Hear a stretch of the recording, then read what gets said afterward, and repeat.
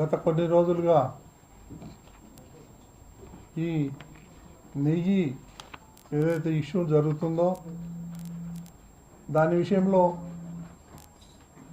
TTD board తరఫున మా సభ్యులందరూ కూడా సమావేశమై కొన్ని జరిగినటువంటి నిజాలు మీ ముందు ఉంచాలనే ఉద్దేశంతో ఈ పత్రికా సమావేశం ఏర్పాటు చేయడం జరిగింది. వచ్చిన వాళ్ళందరికీ ధన్యవాదాలు తెలియజేసుకుంటూ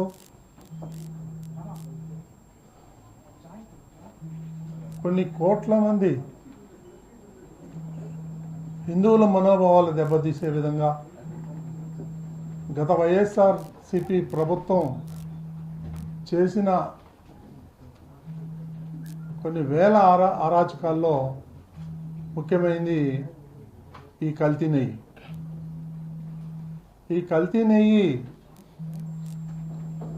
ఏమీ జరగలేదు, సిట్ మాకు సిబిఐ మాకు క్లీన్ చిట్ ఇచ్చిందని పచ్చి అబద్ధాలు చెప్తున్నటువంటి ఎవరైతే ఉన్నారో వైఎస్ఆర్సీపీ సంబంధించినటువంటి నాయకులు కార్యకర్తలు వాళ్ళందరికీ సిగ్గుండాలి. ఎందుకంటే అదే సిట్ రిపోర్ట్లో ఇది 100% కల్తీ నెయ్యి కల్తీ నెయ్యి కల్తీ నెయ్యి ప్రతి చోట. వాళ్ళు ఇచ్చినటువంటి ఎఫ్ఐఆర్ కాపీ రిపోర్ట్లో సిట్ రిపోర్ట్ ఏదైతే ఛార్జ్షీట్ వేసిందో ఆ రిపోర్ట్లో క్లియర్గా ఉంది ఇది 100% కల్తీ నెయ్యి అని. అందులో అనిమల్ ఫ్యాట్ లేదు అని బుకాయిస్తున్నారు. వాళ్ళు ఏదో యాగాలు యజ్ఞాలు చేసి సమరాలు చేసుకుంటున్నారు. వాళ్ళందరూ కూడా ఈరోజు హిందూ సమాజానికి బేషరతుగా జగన్మోహన్ రెడ్డితో సహా వాళ్ళు ఎవరైతే ఉన్నారో వాళ్ళ గ్యాంగ్ డకాయిట్ గ్యాంగ్ గజ దొంగలు ఎవరైతే ఉన్నారో వాళ్ళందరూ కూడా క్షమాపణ చెప్పాలి జాతికి, హిందూ జాతికి అని చెప్పి నేను టీటీడీ తరఫున డిమాండ్ చేస్తున్నా. ఎంతోమంది హిందూ దేవుళ్ళని హిందూ భక్తుల్ని కించపరిచే విధంగా ఈరోజు గత 5 ఏళ్లలో హిందువుల మీద దాడి కూడా జరిగింది. దానికి అనుగుణంగా అందులో ఒక భాగం కల్తీ నెయ్యి. ఈ కల్తీ నెయ్యి ఏదైతే ఉందో డే 1 నుంచి అవన్నీ కూడా మొత్తం వైలేషన్. టెండర్ ఇచ్చినప్పటి నుంచి మీ దగ్గర ఉండొచ్చు ఛార్జ్షీట్లో. టెండర్లో ఏమి ఇచ్చారు? అన్ని వైలేషన్స్. నామ్స్ ఏదైతే ఉండాలో టీటీడీ రూల్స్ అండ్ రెగ్యులేషన్స్ ప్రకారం అవన్నీ కూడా చేంజ్ చేసి పడేశారు. ఎందుకు చేశారు? ఎవరికి లబ్ధి చేకూర్చాలనే ఉద్దేశంతో ఇవన్నీ చేశారో ప్రజలందరూ గమనిస్తున్నారు. అందులో ఉన్నటువంటి ఎవరో ఒకళ్ళిద్దరు వ్యక్తులకి లాభం చేకూర్చే విధంగా ఆ యొక్క నిబంధనలు ఏవైతే ఉన్నాయో అవన్నీ కూడా చేంజ్ చేయడం జరిగింది. ఇది సిగ్గుచేటు. మళ్ళీ సామర్థ్యం లేని డైరీ ఏదైతే ఉన్నాయో వాళ్ళకి ఈ ఆర్డర్స్ ఇవ్వటం, సుమారు 60 లక్షల కిలోలు వాళ్ళ దగ్గర నుంచి కొనటం, సుమారు 250 కోట్ల రూపాయలు విలువైనటువంటి ఈ నెయ్యిని కొన్నారు. అది గతంలో ఎన్డీడీబీ వాళ్ళు టెస్ట్ చేస్తే దాంట్లో యానిమల్ ఫ్యాట్ ఉందని నిర్ధారించి వాళ్ళు ల్యాబ్ రిపోర్ట్ ఇవ్వటం జరిగింది. ఆ రిపోర్ట్ బేసిస్ చేసుకొని ముఖ్యమంత్రి కానీ ఉప ముఖ్యమంత్రి కానీ కొంతమంది సాధువులు కానీ వాళ్ళందరూ కూడా దీని మీద స్పందించటం జరిగింది. దీన్ని వదిలేసి మాకు క్లీన్ చిట్ వచ్చింది, దాంట్లో యానిమల్ ఫ్యాట్ లేదు, అది లేదు ఇది లేదు అని బుకాయించడం వాళ్ళందరికీ సిగ్గుచేటు. కొంతమంది ఇక్కడి నుంచి ఈ బోలేబాబా డైరీని ఎవరైతే ఒక నలుగురు టీటీడీ నుంచి పంపించారు ఈ గజ దొంగలు, వాళ్ళు వీళ్ళకన్నా మోసగాళ్ళు. వాళ్ళు పోయి వెరిఫై చేస్తే ఒక్క ఆవు లేదు, ఒక్క చుక్క పాలు లేదు, 1 గ్రాము అది వెన్న లేదు. మరి నెయ్యి ఎక్కడి నుంచి వచ్చింది? 60 లక్షల కిలోలు. అది వాళ్ళకే తెలియాల.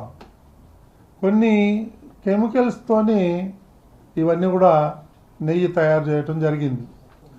అందులో సిట్ ఇచ్చినటువంటి షార్ట్ షీట్లో క్లియర్గా మెన్షన్ చేయడం జరిగింది.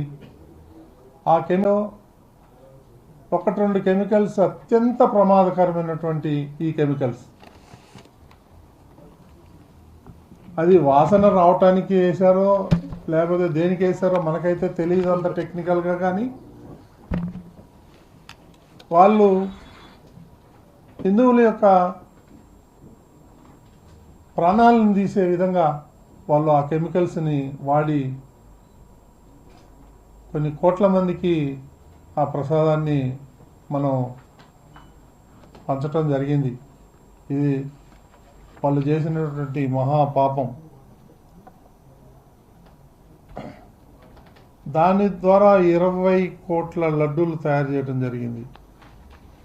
20 కోట్ల లడ్లు. మనం అంచనా వేసుకోవచ్చు ఎంత అపచారం చేశారు ఈ దుర్మార్గులు. అదేవిధంగా 5 ఏళ్లలో 250 కోట్ల రూపాయల నెయ్యి సరఫరా చేయటం జరిగింది. జంతు కొవ్వు ఉంది అని ఎన్డీడీబీ రిపోర్ట్ ఇచ్చింది. ఆ రిపోర్టును కూడా సిట్టి నివేదికలో పొందుపరచడం జరిగింది. శాస్త్రవేత్తలు నియమించింది ఎవరైతే 4 ఉన్నారో ఈ వైఎస్ఆర్సీపీ ప్రభుత్వమే. వాళ్ళని పంపించి వాళ్ళకు అనుగుణంగా రిపోర్ట్లు తెప్పించుకోవటం జరిగింది. అవన్నీ కూడా వాళ్ళు కొన్ని అబ్జెక్షన్స్ రేజ్ చేస్తే అవన్నీ మీరు క్లియర్ చేయండి అని చైర్మన్ సుబ్బారెడ్డి ఆఫీసు నుంచి మెయిల్స్ కూడా పోయాయి.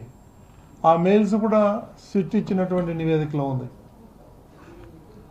ఈ విధంగా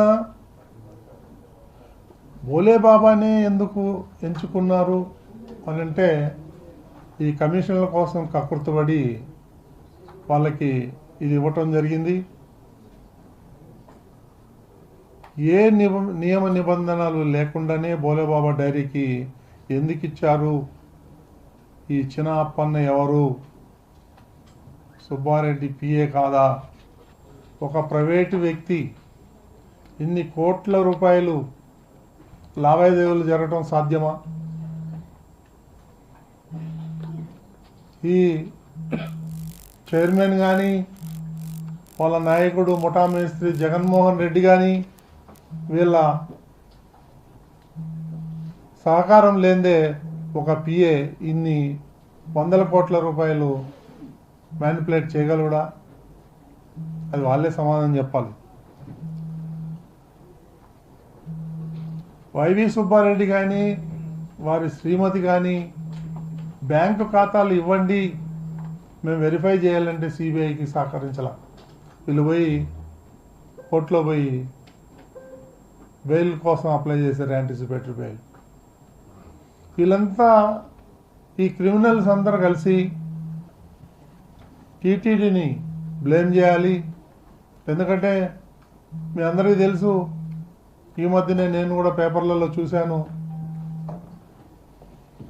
తిరుమల తిరుపతి దేవస్థానం ఏదైతే ఉందో అది వాటికన్ సిటీని దాటిపోయాం మనం అన్ని విషయాల్లోనూ. ఈ క్రిస్టియన్స్ అందరికి కూడా అది అక్కసు. దీన్ని ఎట్లాగైనా తిరుమల తిరుపతి దేవస్థానాన్ని డౌన్ చేయాలి, దీన్ని బ్లేమ్ చేయాలి, దీన్ని బదనాం చేయాలి అనే ఉద్దేశం కంకణం కట్టుకొని వీళ్ళందరూ ఒక ప్రణాళిక ప్రకారం ఇక్కడ ఉన్నటువంటి హిందువుల మనోభావాలు దెబ్బతినే విధంగా తొలి నుంచి వాళ్ళు ప్రవర్తిస్తున్నారు. ఇదందరూ కూడా మన హిందూ సోదరులందరూ కూడా ముక్త కంఠంతో దీన్ని ఖండించాల్సిన అవసరం ఎంతైనా ఉంది. వాళ్ళు ప్రతి విషయంలోనూ టీటీడీలో నియమ నిబంధనలకు తూట్లు పొడిచారు. ఒకటి కాదు, రెండు కాదు, ప్రతి విషయంలోనూ. నేను గతంలో కూడా చెప్పాను, మీరు ఏ ఫైల్ అయినా తీసుకోండి, అంత అవినీతి. ఇది ఒక ఫైల్ కరెక్ట్గా ఉందనేది లేదు. ఈ విధంగా ఈ తిరుమల తిరుపతి దేవస్థానాన్ని భ్రష్టు పట్టించి వాళ్ళు కోట్ల రూపాయలు సంపాదించి ఆనందిస్తున్నారు. ఒక పెద్ద మనిషి ఏదో యాగాలు చేస్తున్నాడంట. నాకు వచ్చి చెప్పారు, ఏమి యాగం అయ్యా అని ఆరాధిస్తే మృత్యుంజయ యాగం చేయించుకుంటున్నాడంట కరుణాకర్ రెడ్డి. ఆడ చచ్చిపోతాడు అని. ఎందుకంటే అబద్ధాల మీద అబద్ధాలు చెప్పి చెప్పి చెప్పి దేవుడు కూడా ఇసుగు పుట్టింది. ఆయన తల 1000 ముక్కలు అవుతుందని భయపడుతున్నాడు. అందుకనే ఈరోజు యాగం చేసుకున్నాడు ఇంటికాడ, మృత్యుంజయ యాగం. దాన్ని అంత భయం ఉన్నాడు, తప్పెందుకు చేయాలి? ప్రాణం మీద అంత భయం ఉన్నాడు, ఎందుకు చేయాలి? ఇది మొన్న వేసింది ఒక సప్లిమెంటరీ ఛార్జ్ షీట్ మాత్రమే. ఇంకా సప్లిమెంటరీ ఛార్జ్ షీటు వేసే అవకాశం ఉంది. ఎందుకంటే నేను కూడా డిమాండ్ చేసేది ఏంటంటే, ఆ చిన్నప్ప ఎవరైతే పిఏ ఉన్నాడో, ఈ ఆయన అకౌంట్లోకి కోట్ల రూపాయలు వచ్చినాయి. అక్కడి నుంచి ఎక్కడికి పోయింది? సిబిఐ ఛార్జ్ షీట్లో లేదు. నేను సూటిగా అడుగుతున్నాను సిబిఐని, అది ఎందుకు మీరు దర్యాప్తు చేయలేదు? దాని వెనకున్నటువంటి పెద్దవాళ్ళు ఎవరైతే ఉన్నారో వాళ్ళని ఎందుకు బయటపెట్టలేదు? కనీసం నెక్స్ట్ ఛార్జ్ షీట్లో అన్నా, సప్లిమెంటరీ ఛార్జ్ షీట్లో అన్నా ఎవరైతే దీనికి బాధితులు ఉన్నారో, ఎంత పెద్దవాళ్ళు అయినా సరే, వాళ్ళందరినీ కూడా వెలికి తీయాలని చెప్పేసి నేను తిరుమల తిరుపతి దేవస్థానం నుంచి నేను డిమాండ్ చేస్తున్నాను. వీళ్ళందరూ కూడా 5 ఏళ్ల నుంచి హిందువుల మనోభావాల్ని ఆడుకున్నారు. ఇక మీద మొన్న కొత్త బోర్డు వచ్చినప్పటి నుంచి కూడా ఇవన్నీ అరికట్టాం. ఇవన్నీ కూడా ఈ కూటమి ప్రభుత్వం వచ్చిన తర్వాత ఈ కల్తీ నెయ్యి కూడా బయటకు వచ్చింది. కూటమి ప్రభుత్వం రాకపోతే ఇంకా అట్లాంటి కల్తీ లడ్డూలు ఇంకా జరుగుతూనే ఉండేది. దాన్ని బట్టి మీరు అర్థం చేసుకోండి, ఇది ఒక రకంగా స్లో పాయిజన్. కాబట్టి ఇప్పటికైనా మనం మేల్కొన్నాం, అందరూ కలిసి పోరాడాలి. మనం అందరూ కూడా, హిందువులందరూ కూడా ఈ తిరుమల తిరుపతి దేవస్థానాన్ని మనం అందరూ కూడా కాపాడుకోవాలని చెప్పి, ఈ దుర్మార్గుల్ని నుంచి, వాళ్ళ యొక్క కబంధ హస్తాల నుంచి మనం తిరుమలని కాపాడుకోవాలి. దానికోసం నేను ప్రతి ఒక్క హిందువుని కోరేది ఒకటే, మనం అందరూ ఏకం అవ్వాలి. వాళ్ళ పని భారతం పట్టాలి, వీళ్ళందరి మీద కేసులు పెట్టాలి, వీళ్ళందరినీ జైలుకు పంపించాలి. ఆ కార్యక్రమానికి హిందువులందరినీ నేను కోరుకుంటున్నాను, సహకరించాలని చెప్పేసి నేను అందరికీ విజ్ఞప్తి చేస్తున్నాను. మాట్లాడతారా?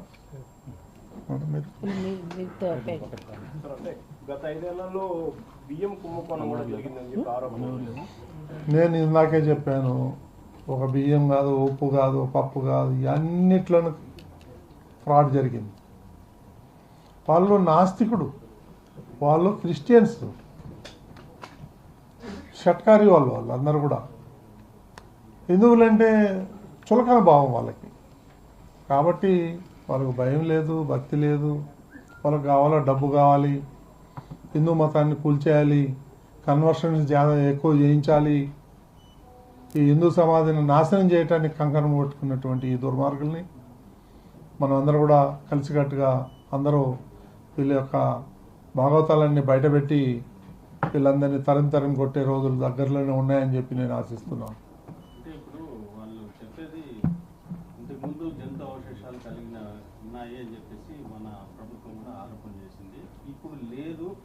లేదు అని ఎక్కడా చెప్పలేదు. పూర్తిగా కల్తీది కాబట్టి ఆ అవశేషాలు అనేది మేము చేయలేదు కదా అన్నట్టు అదే ఇప్పుడు గవర్నమెంట్ విమర్శిస్తారు. వాళ్ళు విమర్శించేదానికి ఏముంది, 100 విమర్శిస్తారు. అసలు అది నెయ్యే కాదయ్యా బాబు అంటా ఉంటే ఇంకా కల్తీ ఎక్కడ?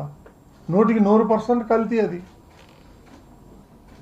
ఈ కొవ్వు ఉందా, ఆ కొవ్వు ఉందా, ఏం కెమికల్స్ ఉన్నాయి అన్నీ కూడా వచ్చినాయి కదా. ఎక్కడా కూడా యాన్యువల్ ఫ్యాట్ లేదు అనేది రాలా ఏ రిపోర్ట్లో కూడా. వాళ్ళు తప్పుడు ప్రచారం చేస్తున్నారు ఇవన్నీ కూడా. సిబిఐ మైక్రో డిఎన్ఏ టెస్ట్ చేయలేదు, దానిపైన అది చేయాలని చెప్పి డిమాండ్ చేస్తున్నాను నేను.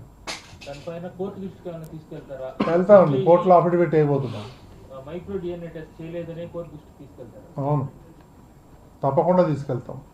అంటే లడ్డు కోసం వాడిన రసాయనాలు, అంటే నెయ్యి కోసం వాడిన రసాయనాల పైన లోతైన వివరణ ఛార్జ్ షీట్ లో లేదు సార్. ఆ రసాయనాల బ్యాక్గ్రౌండ్ ఏంటి, అసలు ఆ రసాయనాలు ఎప్పుడు వాడతారు? ఆ ఛార్జ్ షీట్లో కూడా కొన్ని లోపాలు ఉన్నాయి. అవన్నీ కూడా సీనియర్ అడ్వకేట్స్ అన్నీ కూడా స్టడీ చేస్తున్నారు. మనం కూడా కొంతమంది సైంటిస్టులతో సంప్రదింపులు జరుపుతున్నాం. వాళ్ళందరూ కూడా ఆశ్చర్యం వ్యక్తం చేశారు కొన్ని రిపోర్ట్లు చూసి. సరిగా జరిపించలేదు అనేటువంటి అనుమానాలు చాలామందికి మనసులో ఉంది. దాన్ని త్వరలోనే బయట పెడతాం. అది కూడా వైవి సుబ్బారెడ్డి గారు మేనేజ్ చేశారని ప్రచారం జరుగుతుంది. ఎందుకు చేయరండి? మీరు ఒక మాట నేను చెప్తాను, అన్నిదా భావించద్దు. ఇక్కడ ఉన్నటువంటి నాయకులు, వైసీపీ నాయకులు ప్రధానికి సిబిఐ ఎంక్వైరీ అండి, సిబిఐ ఎంక్వైరీ అండి. ఆమె అంటే సిబిఐ ఎంక్వైరీ సిగ్గుండాల వాళ్ళకి. CBI enquiry అడదు. 13 ఏళ్ల నుంచి కేసులు అటెండ్ అవ్వట్లేదు. మేనేజబుల్, వేల కోట్ల రూపాయలు సంపాదించేశారు ప్రజాధనాన్ని. ఆ డబ్బులు పెట్టి మేనేజ్ చేస్తారు వాళ్ళు. అన్ని డిపార్ట్మెంట్ మేనేజ్ చేస్తారు. ఇది చేయట్లేదు అనేది లేదు. వాళ్ళకు డబ్బు మదం ఎక్కువ ఉంది వైసీపీ వాళ్ళకి. దీంతో పాటు పరకామణి ఇంకా చాలా కేసులు బయట పెట్టారు కదా సార్. ఇదే పోతూ ఇంకా యాక్షన్ తీసుకోవడంలో ఎందుకు ఆలస్యం చేస్తారు? తీసుకుంటామండి. It takes it own course. Sir మీ మీద కోర్టుకు వెళ్తారని నిన్న టీటీడీ ఎక్స్ చైర్మన్ చెప్పాడు. ఏమైనా వెళ్తారండి కోర్టుకి? వెళ్ళమనండి. ఎవరు వద్దన్నారు? మనం ఏమన్నా ఆపుతాం? ఆ టికెట్స్ కూడా చెప్పండి. వీళ్ళ మీద కోర్టుకు వెళ్ళేకి పచ్చి నీళ్ళు వాళ్ళ జోబు నుంచి తాగుతున్నారు. వెళ్ళమనండి, no problem. We are ready to face it. Sir లా ఇట్స్ ఓన్ కోర్స్ అని చెప్పి డిలే చేస్తా ఉన్నారు. డిలే చేస్తూ ఉండడం ఎంతవరకు సంబంధించేస్తాము? ఎవరు డిలే చేస్తున్నారు? 1.5 years మనం వచ్చి ఏ దేశంలోనూ కాంక్రీట్ గా ఏ చర్య తీసుకోలేదు వాళ్ళ మీద. ఎన్ని వచ్చాయి కాబట్టి అది ప్రభుత్వం తీసుకుంటుందండి, టీటీడీ కాదు. ప్రభుత్వం కదా డీల్ చేసుకుంటది, టీటీడీ కాదు కదా. ప్రెజర్ చేయాలి కదా సార్. చేస్తున్నాం. సార్ చైర్మన్ సార్, చంద్రబాబు గారు ఈ అలిగేషన్ చేయకముందు టీటీడీఈఓగా శ్యామలరావు ఇచ్చిన స్టేట్మెంట్కి, ఆ తర్వాత సీఎం గారికి ఇచ్చిన స్టేట్మెంట్కి అది నాకు తెలియదండి, నేను లేనప్పుడు. ఓకే, లేకపోయినా కానీ కేసు గ్రావిటీ బ్యాక్గ్రౌండ్ అదే కదా. లేదండి, తెలియదు నాకు అది. Sir so you are not in TTD chairman ఈ బోర్డు తీర్మానాలు మార్పు వెనక కొంతమంది గతంలో ఉన్న కేంద్ర ప్రభుత్వం వాళ్ళని ఒక ఆరోపణ చేశారు. దానిపైన ఏమంటారు బాను? ఏంటది? ఈ తీర్మానాలు 5 తీర్మానాలు మార్చారు కదా సార్. ఎక్స్పీరియన్స్ లేకపోయినా నిబంధనలు అన్ని మార్చారు. ఒక 5 నిబంధనలు మార్చి బోలేబాబుకు అనుకూలంగా చేశారు. ఆ తీర్మానాలు చేయడానికి కారణమే అప్పట్లో కేంద్రంలో ఉన్న కొంతమంది అని చెప్పారు నిన్నటి రోజు ప్రెస్ మీట్ లో. కరుణాకర్ రెడ్డి గారు పేర్లు చెప్పని చెప్పి ధైర్యం ఉంటే పేర్లు చెప్తాను చెప్పండి. ఊరికే గాలి మాటలు గాలి మాటలు మాట్లాడేది కట్టబెట్టుకోవాలి కరుణాకర్ రెడ్డి గారు. అవన్నీ లేదులేండి. ఒకటి